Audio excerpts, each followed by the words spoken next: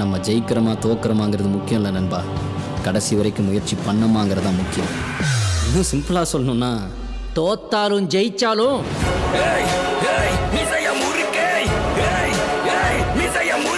Hello guys, odyssey இந்த படத்தை Nolan direct பண்ணுறாருன்னு சொன்ன உடனே நோலன் டைரக்ஷனில் ஒரு ஃபேண்டசி மூவி எப்படி இருக்கும் அப்படிங்கிற அந்த ஒரு ஹைப் வந்து பார்த்திங்கன்னா பல பேருக்கு இருந்திருக்கும். ஸோ எனக்கும் அதே மாதிரி தான் இருந்துச்சு. ஸோ இப்போதைக்கு வந்து பார்த்திங்கன்னா இந்த படத்தை பார்த்தாச்சு. ஸோ இந்த படம் வந்து எப்படி இருக்குது அப்படிங்கிற மொத்த மேட்டரும் இந்த வீடியோவில் பார்த்துடலாம். ஃபர்ஸ்ட் ஆஃப் ஆல் இந்த படத்தோட பாசிட்டிவில் பார்க்கறதுக்கு முன்னாடி இந்த படத்தோட ஒன்லைனை சிம்பிளாக சொல்லணும் அப்படின்னா, ஸோ ட்ரோஜன் வார் அப்படிங்கிறது ஒரு ரியல் நடந்த ஒரு வார் தான். ஸோ இப்போதைக்கு பார்த்திங்கன்னா அந்த வாரில் ஒடிசஸ் அப்படிங்கிற ஒரு கேரக்டர் இருந்திருக்காரு. ஸோ அந்த கேரக்டர் பார்த்திங்கன்னா அந்த வாருக்கு சில பிளான்லாம் பண்ணி அந்த வாரை எப்படி வந்து பார்த்திங்கன்னா ஜெயிக்கிறதுக்கு ஹெல்ப் பண்ணியிருக்காரு. ஸோ இப்போதைக்கு அந்த வார் முடிஞ்சதுக்கப்புறமா 20 இயர்ஸாக பார்த்திங்கன்னா அவர் ஃபேமிலி அவர் பிரிஞ்சிருந்திருக்காரு. ஸோ ஒரு 7 to 8 இயர்ஸ் பார்த்திங்கன்னா அந்த வார்லேயே போயிருக்கு. மீதி 12 இயர்ஸ் பார்த்திங்கன்னா திருப்பி வந்து பார்த்திங்கன்னா அவரோட ஹோம்க்கு அவர் போக ட்ரை பண்ணுறாரு. ஸோ அந்த இடத்துல பார்த்திங்கன்னா காட்ஸால் அவருக்கு சில பிரச்சனைலாம் வருது. இந்த தடைகள்லாம் தாண்டி அவர் ஃபேமிலி ரீச் பண்ணாரா? ஸோ அதுக்கடுத்து பார்த்திங்கன்னா ஃபைனலாக வந்து அவரோட கிங்டம்க்கு என்ன ஆச்சு அப்படிங்கும்போது தான் பார்த்திங்கன்னா இந்த ஸ்டோரியே போயிருக்கும். ஸோ இந்த ஸ்டோரியோட கதை இதுதான். இது வந்து பார்த்திங்கன்னா ஆல்ரெடி எழுதப்பட்ட ஒரு கதை. அதை பார்த்திங்கன்னா ஆல்ரெடி இந்த புக்காக இருக்குது. ஸோ நிறைய பேர் அந்த புக்காக படித்திருக்கலாம். சில பேர் பார்த்திங்கன்னா இந்த கதைகள் வந்து வேறு சில படங்களில் அப்படி இல்லைனா பார்த்திங்கன்னா ஏதாவது யூடியூப் வீடியோஸில் அந்த மாதிரி கேட்டுக்கிறதுக்கு வாய்ப்பு நிறையவே இருக்குது. அதனாலே பார்த்திங்கன்னா இந்த படத்தோட ஸ்டோரி வந்து பார்த்திங்கன்னா அந்தளவுக்கு முக்கியம் இல்லை. பட் ஸ்டில் பார்த்திங்கன்னா நோலன் கதைப்படி வந்து பெருசாக எங்கேயும் போர் அடிக்காமல் லேக் இல்லாமல் சூப்பராக எடுத்திருக்காரு. பட் இன்னொரு அவர் பண்ண மிகப்பெரிய முக்கியமான மேட்டர் பார்த்திங்கன்னா இந்த படத்தோட ஸ்க்ரீன் ப்ளே தான். இந்த படத்தை தூக்கி நிப்பாட்டினதே பார்த்திங்கன்னா அந்த ஸ்க்ரீன் ப்ளே. ஸோ படம் வந்து பார்த்திங்கன்னா ஆல்மோஸ்ட் வந்து 3 hours இருக்குது. எனக்கு ஒரு 3 hours தேட்டரில் உட்காந்து பார்த்த அந்த ஃபீலே இல்லை. அந்தளவுக்கு பார்த்திங்கன்னா அந்த ஸ்டோரி வந்து பயங்கரமாக இருந்துச்சு. ஸோ ஸ்க்ரீன் ப்ளேவும் பார்த்திங்கன்னா அதுக்கேற்ற மாதிரி என்னோட சூப்பராக பண்ணியிருக்காரு. மொத்தம் வந்து பார்த்திங்கன்னா பாஸ்ட் ப்ரெசென்ட் அப்படிங்கிற மாதிரி 2 விஷயத்தை பார்த்திங்கன்னா அவர் மாற்றி மாற்றி காட்டுவார். பட் அதை கொண்டு போன விதம் வந்து பார்த்திங்கன்னா பயங்கரமாக இருந்துச்சு. ஸோ அப்படியே வந்து பார்த்திங்கன்னா இப்போதைக்கு கரண்ட்டாக ஒடிசிஸ் எங்கே இருக்கார், அதே மாதிரி கரண்ட்டாக வந்து பார்த்திங்கன்னா ஒடிசிஸோட பையன் இருப்ப, அதாவது நம்ம டாம் ஹாலண்ட் கேரக்டர் அவர் என்ன பண்ணுறாரு அப்படிங்கிற அந்த மேட்டர் காட்டுறது. அப்படியே பார்த்திங்கன்னா திடீர்னு வந்து ஒடிசிஸோட அந்த ஒரு ஜேர்னிக்கான ட்ராவல், அதாவது பார்த்திங்கன்னா அவர் சில பல கடவுள்களை எதிர்த்து அந்த ஜேர்னி பண்ணார் பார்த்திங்களா, அதுக்கான ட்ராவல் போகிற சீன் அப்படின்னு பார்த்திங்கன்னா அந்த ஸ்க்ரீன் பிளேவை மாற்றி மாற்றி காமிச்சிருப்பார். அது உண்மையிலே பார்த்திங்கன்னா இந்த படத்தை ரொம்ப சூப்பராக எடுத்துகிட்டு போயிருந்தது. இந்த 3 மணி நேரம் படத்தை அந்தளவுக்கு போர் அடிக்காமல் காமிச்சதுக்கு ஒரு மிகப்பெரிய சல்யூட் பார்த்திங்கன்னா கண்டிப்பாக வந்து இந்த ஒரு ஸ்க்ரீன் பிளேக்கு தான். ஸ்க்ரீன் பிளே அந்தளவுக்கு பயங்கரமாக இருந்துச்சு. ஸோ மிகப்பெரிய பாசிட்டிவே அதுதான். அதுக்கடுத்து பார்த்திங்கன்னா இந்த ஒரு கேஸ்ட் மெம்பர்ஸ் தான். ஸோ கேஸ்ட் மெம்பர்ஸில் நிறைய கான்ட்ரவர்சியும் இருந்தது. அதை பற்றி நெகட்டிவ் பார்க்கலாம். ஸோ பாசிட்டிவ்னு சொல்கிறப்ப மேட் டேமன் இருக்கார், அவர் தான் பார்த்திங்கன்னா ஒடிசஸாக ப்ளே பண்ணியிருக்காரு. ஸோ மனுஷன் வந்து பார்த்திங்கன்னா பயங்கரமாக அந்த கேரக்டரை வாழ்ந்துருந்தார். ஸோ அவரோட கேரக்டர் பார்த்திங்கன்னா சூப்பராக இருந்துச்சு. அதே மாதிரி வந்து பார்த்திங்கன்னா டாம் ஹாலண்ட், அப்புறம் வந்து நம்ம ராபர்ட் பேட்டின்சன்லாம் பார்த்திங்கன்னா ஒரு வில்லமாக வராரு. ஸோ அவரோட பார்த்திங்கன்னா பக்காவாக இருந்துச்சு. ஸோ கேஸ்டிங்லேருந்து பார்த்திங்கன்னா சில கேஸ்டிங்லாம் வந்து அவங்களோட கேரக்டரோட பக்காவாக கொடுத்துருந்தாங்க. ஸோ அப்படியே வந்து அதுக்கடுத்து பார்க்குறப்ப இந்த படத்தோட அந்த விஎஃப்எக்ஸ் அது இதுன்னு பார்த்திங்கன்னா எங்கேயும் வந்து பிசுறு தட்டுற கதையே இல்லை. என்னோட பார்த்திங்கன்னா மோஸ்ட்லி எல்லாமே ப்ராக்டிக்கலாக பண்ணுவார். இது வந்து பார்த்திங்கன்னா ஒரு ஃபேண்டசி மூவியாக வர வேண்டியது. ஸோ அப்படி இருந்தாலும் பார்த்திங்கன்னா அவர் ஃபுல்லாகவே இந்த விஎஃப்எக்ஸ் அப்படின்னு போகாமல் சில ஷார்ட்ஸை ப்ராக்டிக்கலாக பண்ணியிருக்காங்க, சிலதை பார்த்திங்கன்னா விஎஃப்எக்ஸாக பண்ணியிருக்காங்க. ஸோ அது எல்லாமே வந்து பார்த்திங்கன்னா பர்ஃபெக்டாக இருந்தது. அதில் வந்து எந்த ஒரு குறையுமே இல்லை. பட் இன்னொரு மிகப்பெரிய மேட்டர்னு பார்த்திங்கன்னா இந்த படத்தில் நோலன் அந்த ஃபேண்டசி எலமெண்ட்லாம் எப்படி எடுத்துகிட்டு போனார் அப்படிங்கிறது தான். ஒடிசஸ் பார்த்திங்கன்னா அவரோட ஆர்மி சோல்ஜர்ஸோடு பார்த்திங்கன்னா ஒரு ட்ரால் கிட்ட மாட்டிப்பார். ஸோ அந்த சீன்லாம் பார்த்திங்கன்னா ரொம்ப டிஃப்ரெண்ட்டாக இருந்துச்சு. அதாவது இதுவரை பார்த்திங்கன்னா நம்ம கேம்ஸ் அப்புறம் ஏற்பட்ட மூவிஸ்லாம் வந்து இந்த ட்ரால் காலம் அப்படிங்கிற இந்த மாதிரி மான்ஸ்டர்ஸ்லாம் பார்த்துருப்போம். அதுக்கான லுக் வந்து பார்த்திங்கன்னா ஒரு மாதிரி டிஃப்ரெண்ட்டாக இருக்கும். ஸோ நம்ம புலி படத்தோட பார்த்திங்கன்னா அந்த ட்ரால் மாதிரி காமிச்சிருப்பாங்க. ஸோ அதெல்லாம் வந்து பார்த்திங்கன்னா ஒரு டிஃப்ரெண்ட்டாக இருக்கும். பட் இந்த லுக் பார்த்திங்கன்னா விகாரமாக இருக்காது. பட் நோலன் பார்த்திங்கன்னா ட்ரால் அப்படிங்கிற அந்த ஒரு கான்செப்டை வந்து பார்த்திங்கன்னா எடுத்திருக்காரு. பட் அதுக்கான உருவத்தை அவர் டிஃப்ரெண்ட்டாக ஒரு விகாரமான ஒரு ஊற்றிருக்காரு. அது கொஞ்சம் டிஃப்ரெண்ட்டாக இருந்துச்சு. அதே மாதிரி அந்த ட்ரால்கிட்டேருந்து இவங்க தப்பிச்சு போகிற அந்த சீக்வன்ஸ்லாம் பார்த்திங்கன்னா லைட்டாக வந்து ஒரு ஹாரர் வைப்லாம் கொடுக்குற மாதிரி எடுத்துகிட்டு போயிருப்பார். ஸோ அந்த விதத்தில் பார்த்திங்கன்னா சூப்பராகவே இருந்துச்சு. ட்ராலை இதுக்கு முன்னாடி நம்ம பார்த்த படங்களை விட இந்த படத்தில் ஒரு டிஃப்ரெண்ட் லுக்கில் காமிச்சது எனக்கு பிடிச்சிருந்தது. அண்ட் படத்தில் வந்து பார்த்திங்கன்னா ஏகப்பட்ட பேர் வந்து சேர்ந்து சண்டை போடுற மாதிரி அந்த சீன்ஸ்லாம் வந்து 2 மணி நேரத்தில் இருக்கும். பட் மோஸ்ட்லி இந்த மாதிரி சீன்ஸ்லாம் வந்து அந்த கேமராவை ஆட்டி பார்த்திங்கன்னா கொஞ்சம் கடுப்பேச்சிடுவாங்க. பட் இந்த படத்தில் வந்து பார்த்திங்கன்னா அந்த மாதிரி ஏகப்பட்ட வார் சீக்வன்ஸ்லாம் கூட பார்த்திங்கன்னா அவங்க சூப்பராக பண்ணியிருக்காங்க. ஸோ கேமராமேன் பார்த்திங்கன்னா அவர் வேலையை வந்து பக்காவாக பண்ணியிருக்காரு.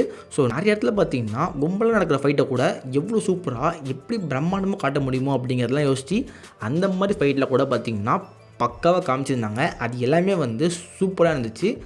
ஆல்ரெடி சொன்ன மாதிரி தான் இது வந்து ஒரு 3 மணி நேரம் பெரிய படம். பட் படம் பார்க்குறப்ப அந்தளவுக்கு ஒரு ஃபீலே இல்லாமல் அவ்வளோ சூப்பராக இருந்துச்சு.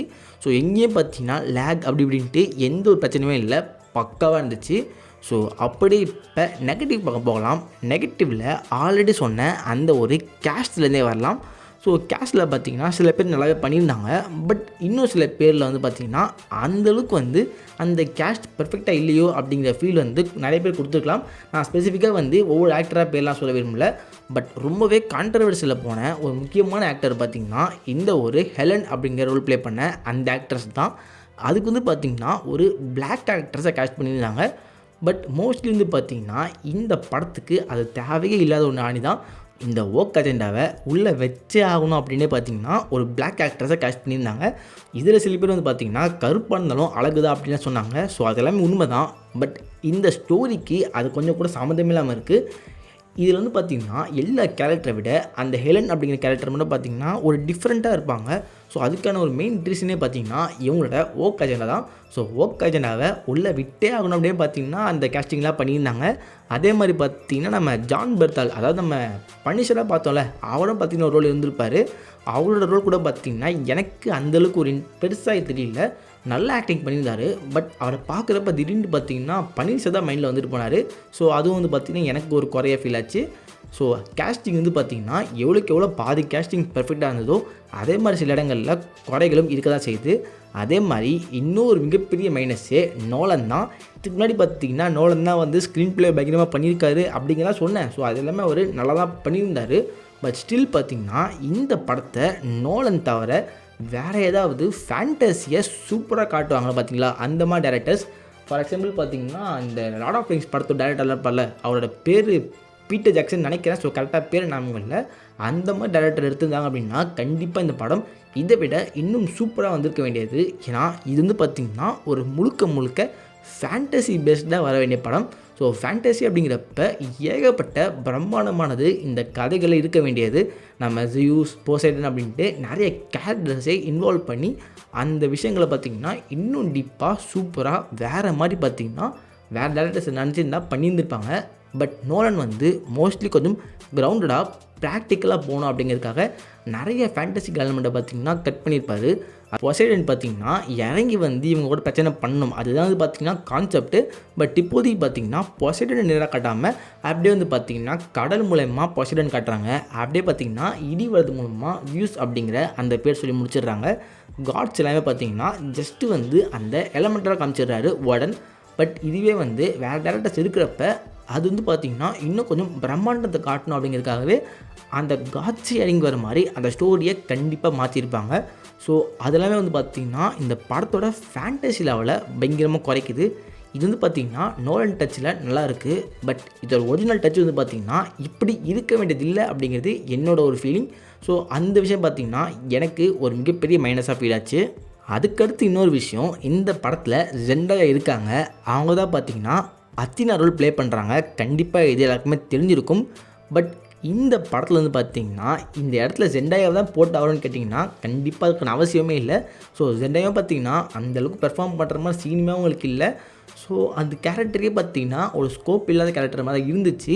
அந்த கேரக்டர் சும்மா வராங்க, பேசிட்டு போகிறாங்க. இந்த கேரக்டரை ஒரு எக்ஸ்டெண்டட் கேமியோ அப்படின்னு கூட சொல்ல முடியாது. ஓவரால் சேர்த்து பார்த்திங்கன்னா இந்த படத்தில் அவங்க ஒரு 5 மினிட்ஸ் கூட வந்திருக்க மாட்டாங்கன்னு நினைக்கிறேன். ஸோ அந்த மாதிரி வந்து ஒரு 2-3 டைலாக் பேசுகிறதுக்கு ஜெண்டாயா மாதிரி ஒரு பெரிய ஆக்ட்ரஸை போடணும்னு அவசியம் இல்லை. ஸோ படம் ஃபுல்லாகவே பார்த்திங்கன்னா ஏகப்பட்ட பெரிய பெரிய ஆக்டர் அண்ட் ஆக்டர்ஸ் இருக்காங்க. அதில் 10ஓட 11 ஜெண்டாயா சேர்த்துருக்காங்க, அவ்வளோதான். அதுக்கடுத்து இன்னொரு முக்கியமான விஷயம் பார்த்திங்கன்னா இந்த படத்தில் வந்து மோஸ்ட்லி ஆக்ஷன் சீக்வன்ஸ் இருக்காது. ஸோ அது எனக்கு பிரச்சனை இல்லை. ஸோ நான் படத்தை பார்க்குறப்ப படம் ஸ்டார்ட் டு எண்டு வரையும் பார்த்திங்கன்னா பேசிக்கிட்டே இருப்பாங்க. பட் அந்த எல்லா சீனும் பார்த்திங்கன்னா சூப்பராக இருக்கும். பட் ஸ்டில் வந்து பார்த்திங்கன்னா சில பேருக்கு அது போர் அடிக்கலாம். ஆனால் எனக்கு ஒர்க் ஆச்சு. ஆனால் பார்க்குற எல்லாருக்குமே அது ஒர்க் ஆகுமான்னு தெரியாது. பட் ஸ்டில் பார்த்திங்கன்னா கிளைமேக்ஸில் ஒரு ஆக்ஷன் வந்து மொத்தத்தையுமே தூக்கி போட்டு சாப்பிட்ற மாதிரி பயங்கரமாக போயிடும். ஓவரால் சொல்லணும்னா இந்த படம் வந்து நல்ல படம் தான். பட் ஒரு பயங்கரமான ஃபேண்டசி மூவியை நோலன் வந்து கிரவுண்டடாக எடுத்திருக்காரு. அதுதான் பார்த்திங்கன்னா எனக்கு மிகப்பெரிய மைனஸாக இருந்துச்சு. இந்த படத்தில் எனக்கு தோணுன பாசிட்டிவ் அண்ட் மைனஸ் எல்லாம் சொல்லிட்டேன். இந்த படத்தை நீங்கள் பார்த்துருந்தா இந்த படத்தை பற்றி உங்களுக்கு தோன்றதை சொல்லுங்கள். இந்த படத்துக்கு ஓவரால் பார்த்திங்கன்னா ஒரு 8/10 கொடுப்பேன். என்ன இவ்வளோ கூட சொல்லிவிட்டு இவ்வளோ கொடுக்குறேன்னு சொல்லலாம். ஸோ இந்த படம் வந்து பார்த்திங்கன்னா நல்லா இருந்துச்சு. பட் நோலன்கிட்டேருந்து இப்படி ஒரு படமா அப்படிங்கிறது மட்டும் தான் எனக்கு ஃபீல் இருந்தது. அதாவது நோலனோட ஃபில்மோகிராஃபியில் என்னை பொறுத்தவரையும் பார்த்திங்கன்னா இது வந்து எனக்கு ஒரு லீஸ்ட் ஃபேவரட் மூவியாக மாதிரி இருக்குது. ஸோ இந்த படத்தை பார்த்தவங்க உங்களோட ஒப்பீனியனை சொல்லுங்கள். பட் ஸ்டில் பார்த்திங்கன்னா இது நல்ல படம் தான். பட் இன்னும் கொஞ்சம் வந்து பார்த்திங்கன்னா இந்த படத்தில் பிரம்மாண்டத்தை எதிர்பார்த்தேன். அது வந்து எனக்கு கொஞ்சம் மிஸ் ஆச்சு. ஸோ இந்த வீடியோவில் தான் வீடியோ செலக்ட் பண்ணுங்கள், உங்கள் ஃப்ரெண்ட்ஸாகவும் ஷேர் பண்ணுங்கள், நம்ம சேனலை மறக்காம சப்ஸ்கிரைப் பண்ணுங்கள். Okay, good bye.